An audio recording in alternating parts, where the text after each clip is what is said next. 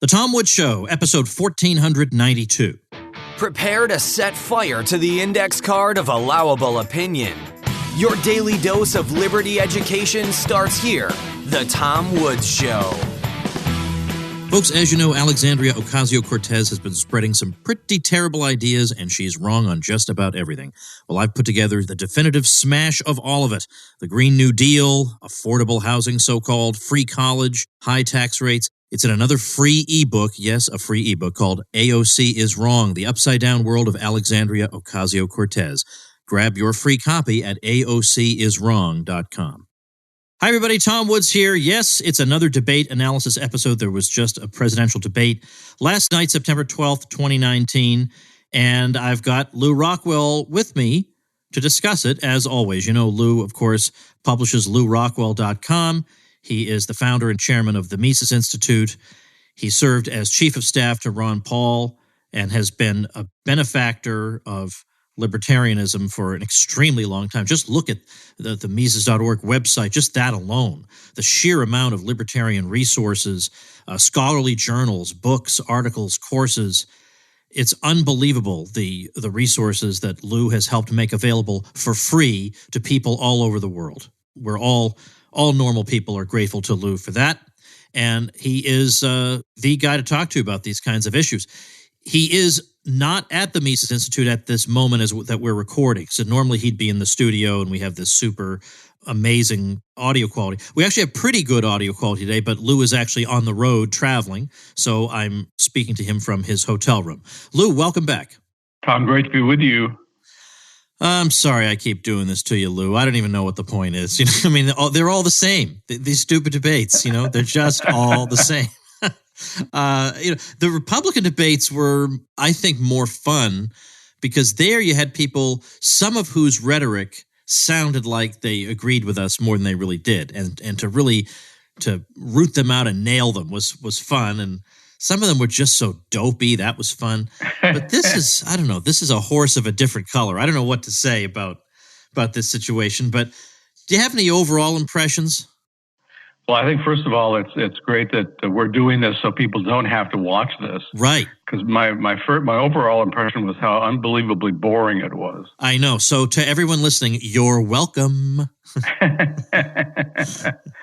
So it was, I thought Biden did well during the first hour.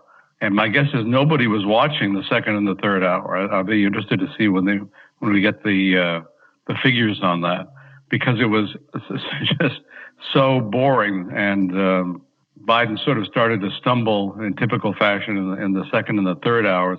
Apparently, the poor guy has trouble with his teeth, which I hadn't realized. But but I don't think people were watching.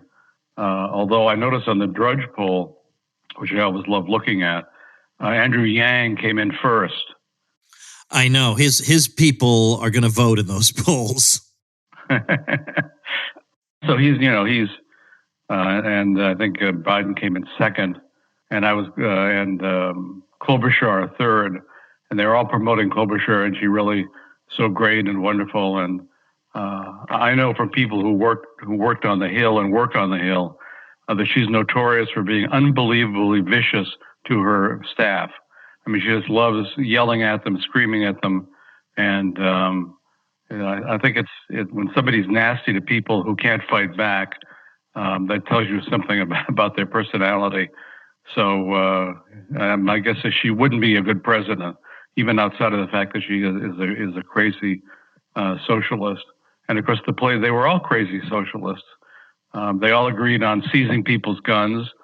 Beto O'Rourke was hailed for saying that he was going to have a mandatory buyback. By the way, why do they refer to this as a buyback? People didn't buy their guns from the government, and right. They're not. It's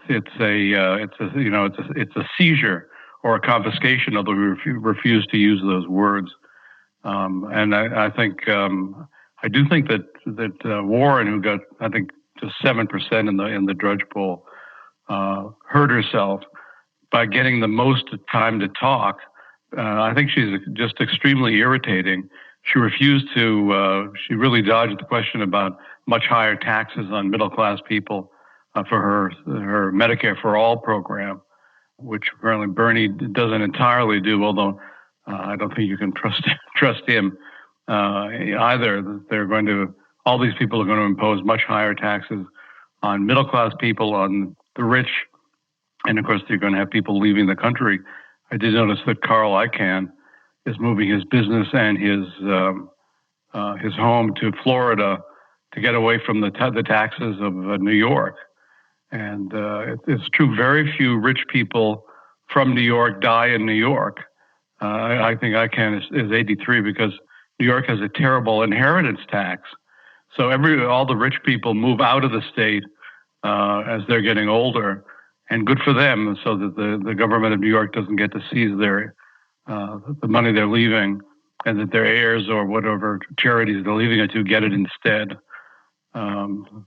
So it's I think that Warren just hurt us. I mean, she's just very, very irritating, and Biden is very irritating too. Of course, these people are all socialists, and even though they don't call themselves that, and I like the fact that Elizabeth Warren is really a communist, as some bloggers on LRC have shown.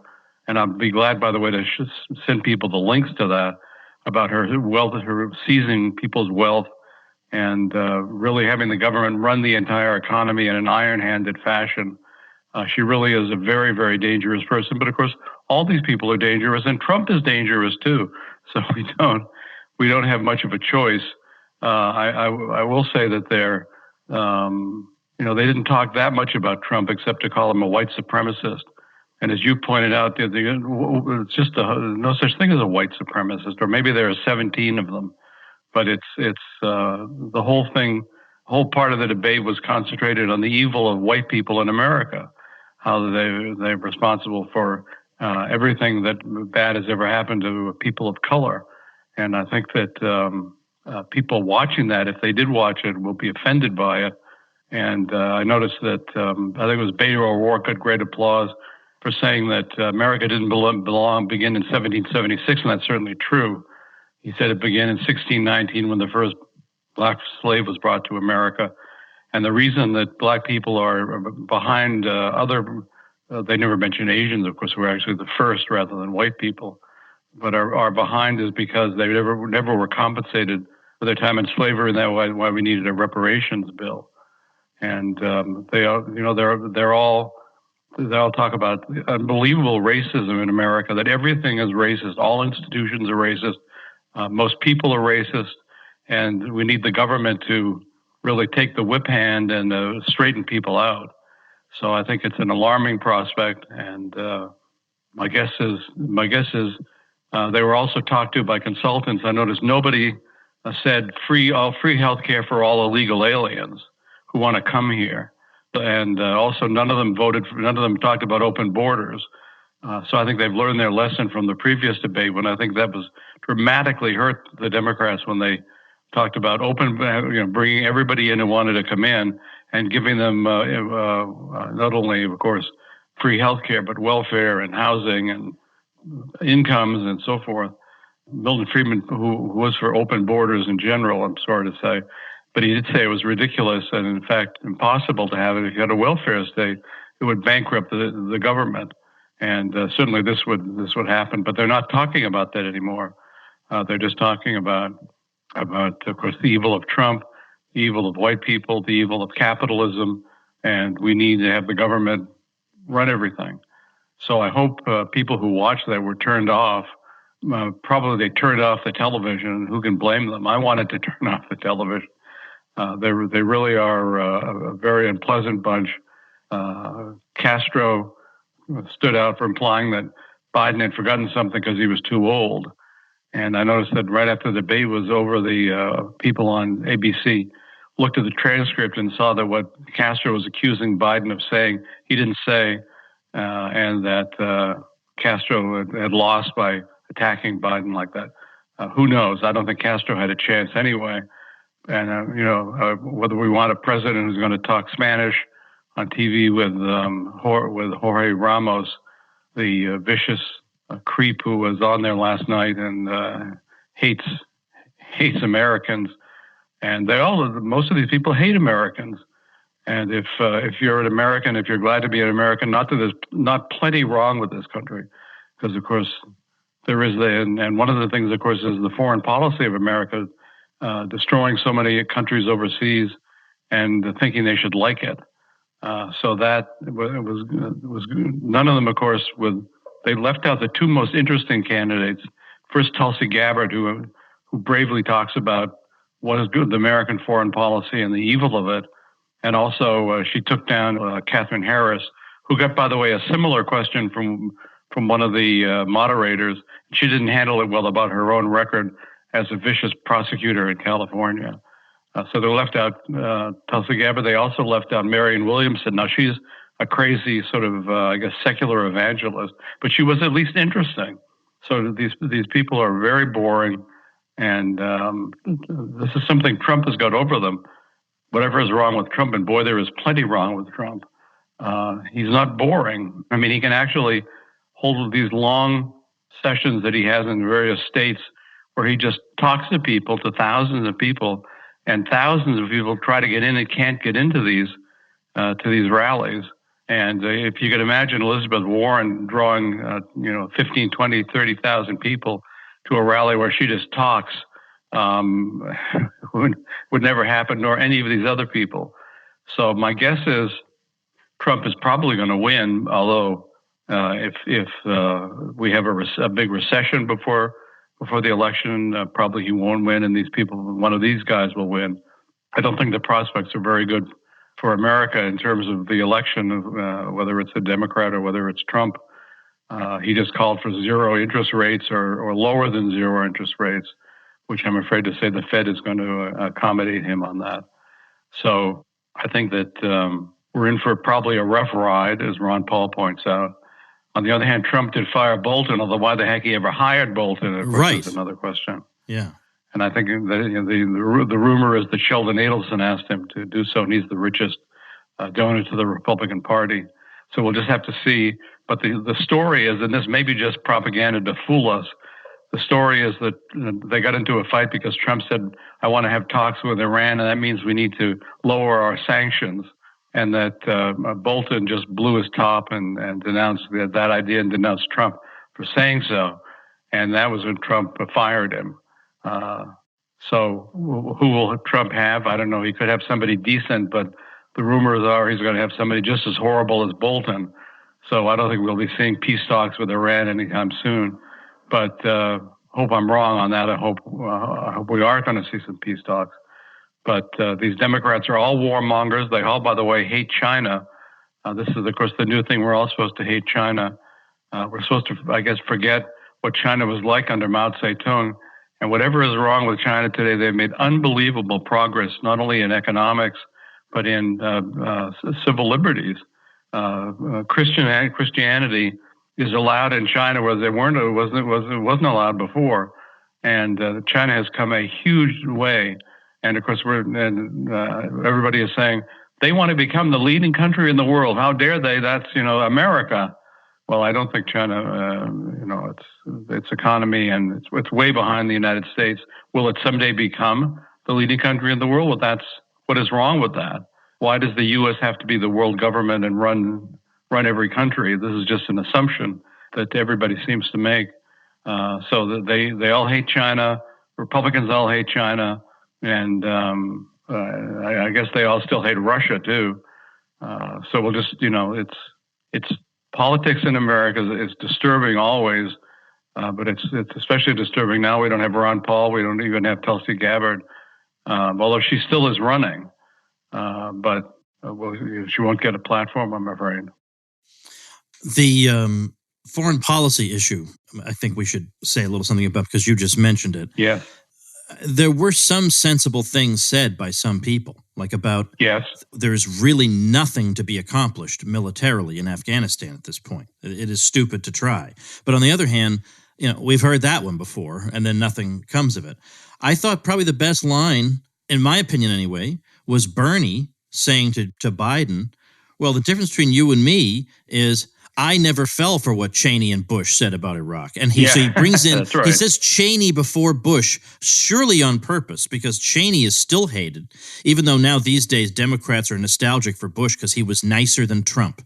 Sure, he killed a lot more people, but those people weren't Americans, so they don't really count. It's so funny, the anti-racist Democrats, if Bush had led to that many deaths of Americans, they'd be appalled. But it's Iraq. I mean, come on, we don't even know these towel heads. I mean, that's basically their attitude. It's shocking to me that so-called progressive Democrats would look back and say, I miss those days when George W. Bush would hold hands with Michelle Obama. Yeah, I miss those days when the establishment was in charge. I mean, what is... I just... something wrong with these people. But that was a good line from Bernie, I thought. But she's that guy. He can't be charismatic for 2 minutes.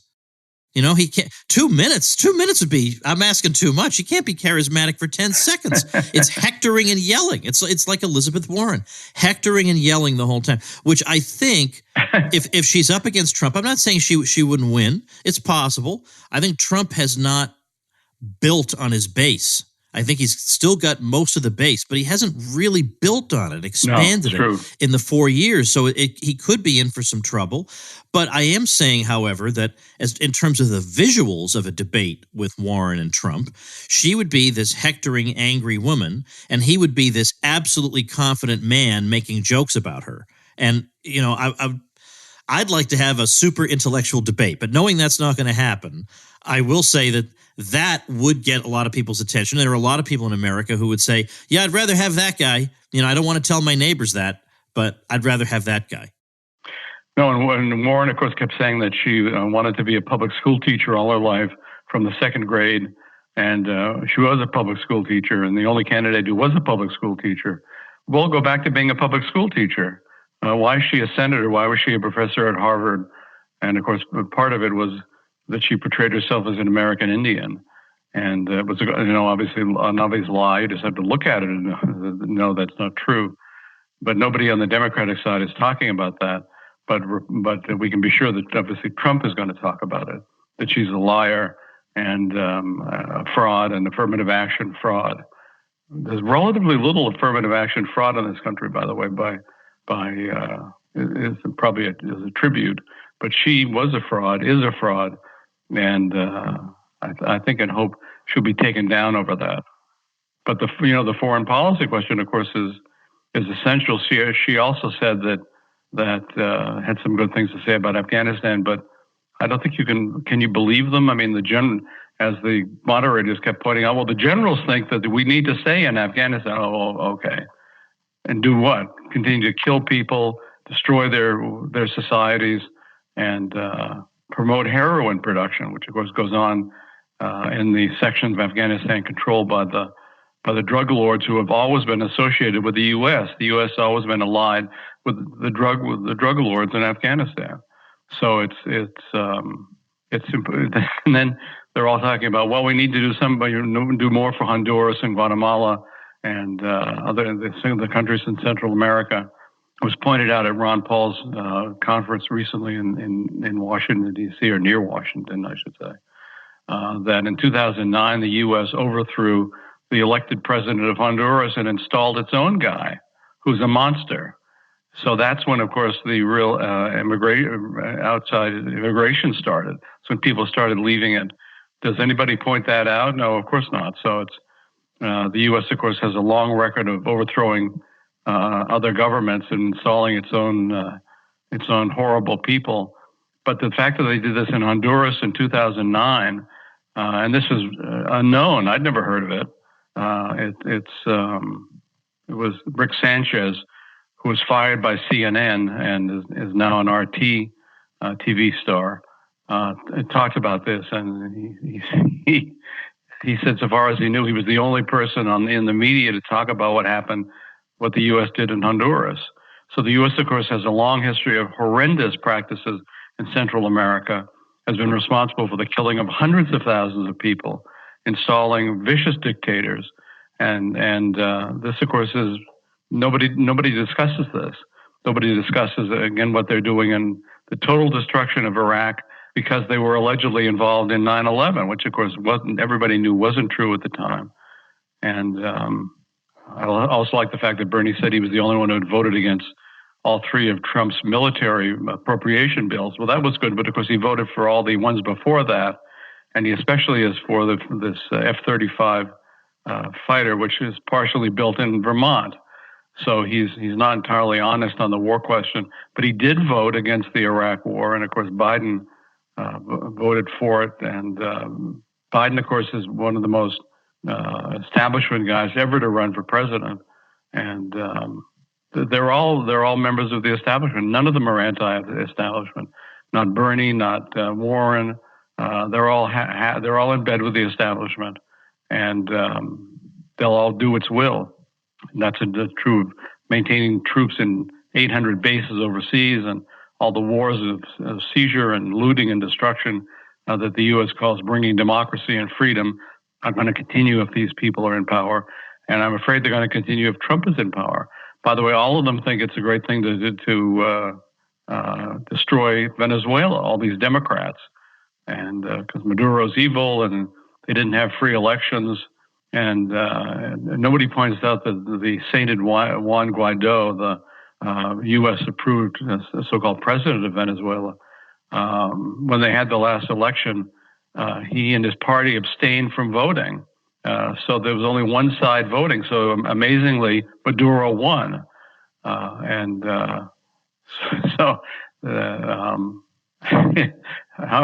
many Americans know that? We're just supposed to starve everybody to death in Venezuela, make them all into refugees, bring them all here and put them on welfare.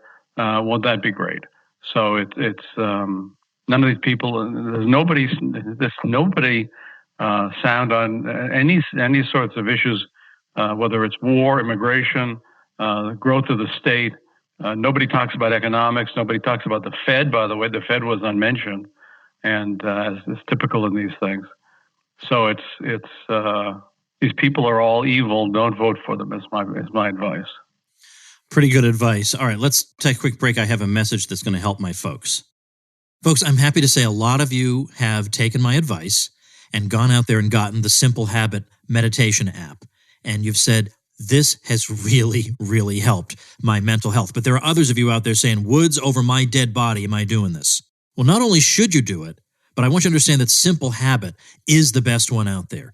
You can try other meditation apps, but you're going to find that one voice and style gets tiresome after a while, and it's impossible for one person to have sufficient expertise to help with all problems. But the meditations with Simple Habit do help you with specific problems in your life, and they're meditations that can be consumed in various different situations. You can consume them while you're walking down the street or doing a chore. They can be consumed in 5 minutes, but the change they'll make will be noticeable and very much for the better. That's why Simple Habit app has over 65,000 5-star reviews. You get hundreds of meditations for free and thousands with the premium subscription. Well, my listeners can take 30% off that premium subscription when they go to simplehabit.com/woods. That's 30% off the premium subscription when you head to simplehabit.com/woods. Lou, you mentioned Castro talking about we should help these countries in a new Marshall Plan, and that will help. So it actually made me look up, at this point, this is an old book now, but 15 years old now, my Politically Incorrect Guide to American History. Hard to believe, Lou, it was that long ago that came out. It's a great book, Tom, and it has not gone out of, everybody should read it. Everybody should buy your book. Well, thank you. I appreciate that. That's just good advice, good life advice in general. If there's a Woods book, go out and buy it. So right. I went and looked it up. I looked up because I remember I have a section on the Marshall Plan, but I wanted to get the exact details. So it's a myth that this is a really great thing. One of the really good things Tyler Cowen wrote was years ago, he had a scholarly article about the Marshall Plan, assessing whether it really did live up to the hype. Because the idea was these countries are devastated after the war, and poverty tends to lead to communism. So if we send them money, this will make things better and it'll accelerate their recovery and all that. But it's not enough just to say that we sent them the money and then just assume that it all worked out. So it's interesting to note that the economic recoveries of France, Germany, and Italy already was underway before they got any Marshall aid. And then per capita, Austria and Greece got substantial amounts of Marshall aid, but they started to recover only as they were phasing it out. And then Britain got twice as much Marshall aid as Germany, and yet they lagged considerably behind Germany in terms of economic growth over the next decade. So that's not a home run by any means, but nobody knows that. So you just hear Marshall Plan, you think that sounds a good idea. Another thing I noted was Bernie was saying that it's unfair to use the term democratic socialism and associate it with Venezuela. That's just not fair. That's not socialism. But what's funny is, back in 2013, a guy who's now on his team, his campaign team, David Sirota, over either at Slate or Salon, had an article in which he said that everybody on the right wing in America is very upset about Venezuela because it shows what socialism can accomplish. He said that this is flat out socialism. He said that. So in other words, it's socialism up until the starvation occurs. 15 minutes before the starvation, it is real socialism. Then suddenly, even though nothing about it has changed, it is not real socialism, and we just want Sweden. Okay, well, not sure I'm going for that. And then finally, Lou, I want to read a little passage. This is from another Woods book, the worst titled book in the history of the world, 33 questions about American history you're not supposed to ask. Why the publisher did not intervene and insist we have to come up with something better than that, I'll never know. But given that we did have some talk last night about education and what we need is to spend more money, and there's a racial achievement gap, and we haven't spent enough money and all that, well, that, they talk as if that hasn't been tried a million times already. They act as if this is a bold new plan and this is going to solve our problem. So one of them, I don't know, maybe it was Beto, I don't know, said that we've got a situation where even in kindergarten, we have black students more likely to be disciplined and so on. Okay, but it turns out that black teachers are even more likely to discipline black students who are 5 years old. So it's not the case that this is just mean old white women who hate black kids. I mean, that is not what the numbers show at all. And we also find that Asian students are less than half as likely as whites to be suspended or expelled. So again, they can't mention that. That just has to go unmentioned. So they say, okay, but it's a matter of social class, right? That's why we have this difference, and so therefore we've got to spend more money in certain neighborhoods and so on. But my old professor at Harvard, Stefan Thernstrom, wrote a book in the early 2000s, or maybe mid 2000s, called "No Excuses." And now Thernstrom, I mean, only an idiot would call him a racist. I mean, he was a serious social historian and a real authority on race. So he gave the example of Shaker Heights, Ohio. That's an affluent Cleveland suburb. The high school there spends 50% more per pupil than the national average. And in terms of education and income levels, the black residents of the town are only slightly below their white counterparts. But yet, the same racial gap in achievement persists there as in basically all other school districts in the country. So this is from my book, and just summarizing the Thernstrom findings. Even though the school makes a special effort to urge black students to take advanced placement courses, students can take whatever courses they want, regardless of test scores or past grades. Only 30% do, compared with 87% of whites. 2/3 of the city's blacks failed at least one of Ohio's state proficiency tests in 1999 to 2000, whereas that was true only of 1/6 of whites. And while over half the white students passed the test with honors, only 4% of blacks did. That number, according to the Thernstroms, was no higher than the statewide average for African Americans, despite the fact that the income and educational levels of black families in Shaker Heights were far above those for blacks in Ohio as a whole, and their children were attending integrated schools that were regarded as among the best in the state. Now, that's just one example, and there are many, many others. But then also, I think I want to read this, even though it's lengthy, Lou. I want to get it on the record. Please. And I'll have these books linked at tomwoods.com/1492. So at first, we were told that desegregation will solve these problems. Now they've modified it a bit, saying that the beneficial results of desegregation can be achieved if accompanied by some substantial policy changes like culturally sensitive textbooks, relaxing disciplinary measures to account for cultural differences between blacks and whites. That's how the behavioral differences are described. And the abolition of heterogeneous grouping, that or ability tracking. So, you have the more advanced students in certain classes. We're going to abolish that because that's racially discriminatory. So the claim is that some progress was made in narrowing the black-white gap until about 1990. And so they say that goes to show that it works. And so desegregation is responsible for why there was some narrowing of the achievement gap. But actually, the statistics will not bear this. The explanation can't bear scrutiny here, because between 1975 and 1988, which were the years of the greatest black improvement, black 13-year-olds who were in predominantly minority schools, where indeed less money is spent on average, achieved essentially the same gains in reading scores as their counterparts in majority white schools. So it's not clear that the money is really the explanatory factor in anything. Then, moreover, blacks in predominantly minority schools actually gained 10 points more in math than did blacks in majority white schools. Other age groups show similar results. So David Armour, who's an education scholar, says that during the same period, age 9 blacks in segregated schools, so again, these are schools where typically less money is spent, gained 12 points in reading and 17 points in math, compared with 11 points and 16 points respectively for blacks in desegregated schools. For age 17 blacks, those in segregated schools gained 34 points in reading and 22 points in math, compared to 21 and 17 points respectively for those in desegregated schools.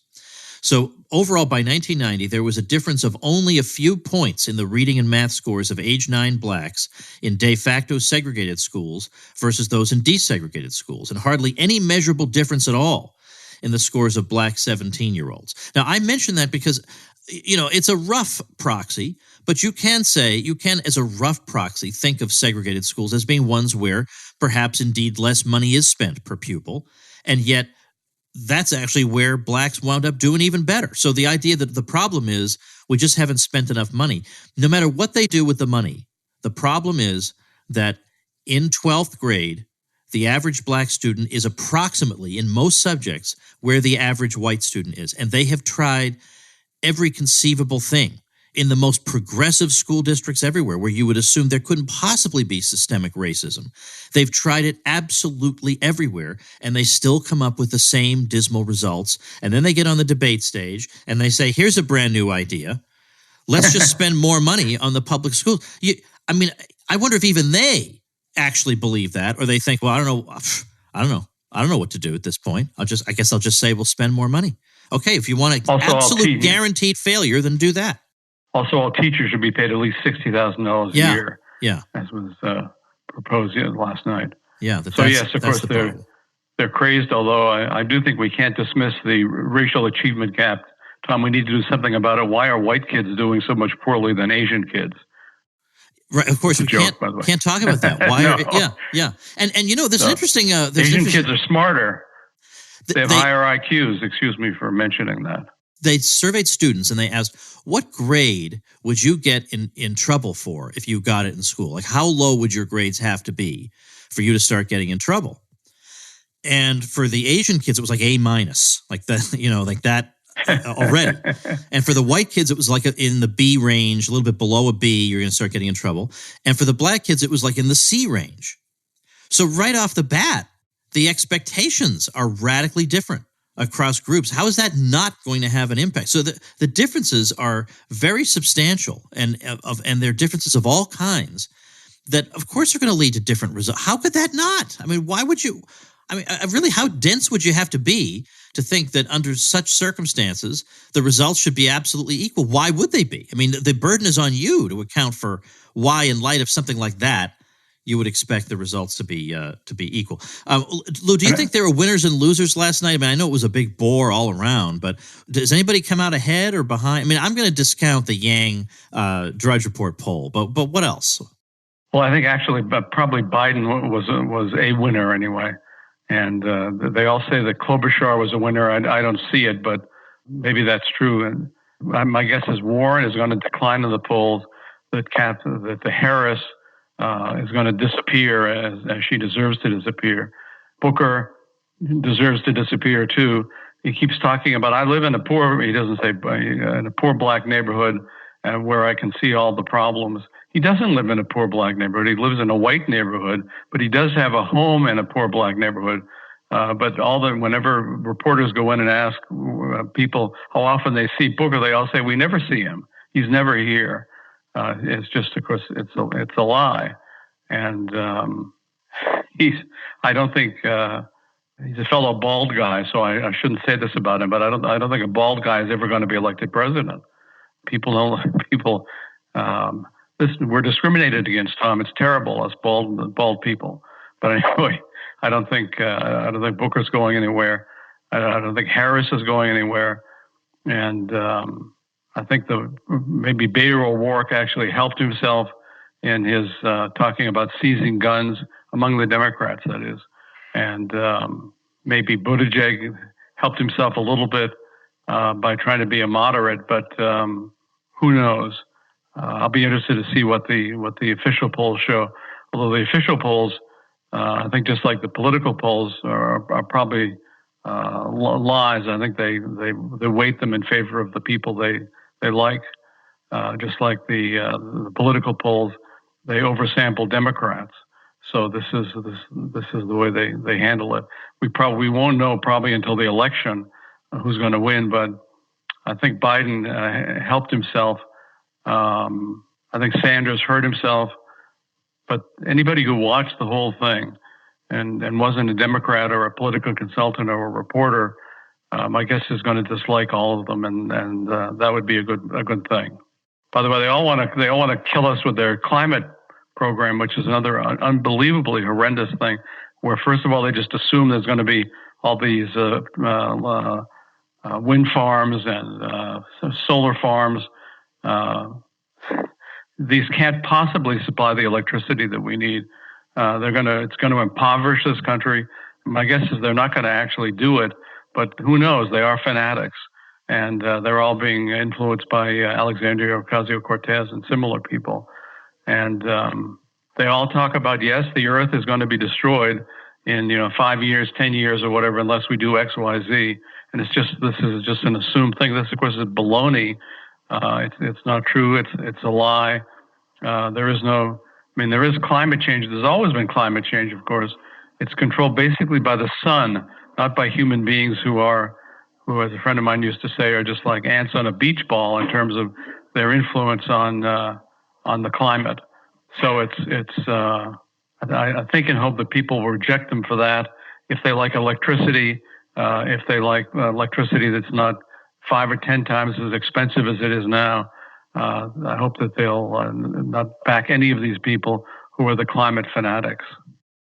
I have some pretty good material on this because I, among other things, I interviewed Patrick Moore, formerly of Greenpeace, who said that if AOC's plan is implemented as she proposes it and on the timetable in which she proposes it, the result would be mass death. And that was the first words out of his mouth were mass death. So I actually have that whole exchange in. And of course, he's right. Yeah. So I did an ebook called AOC is Wrong, and that's in there. So AOCiswrong.com is where people can get that for free.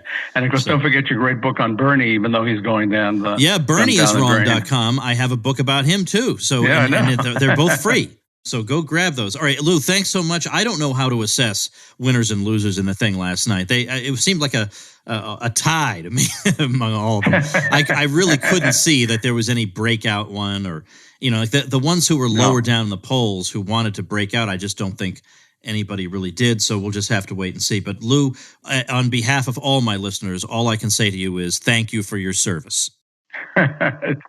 Tom, great to be with you as always. It's an honor.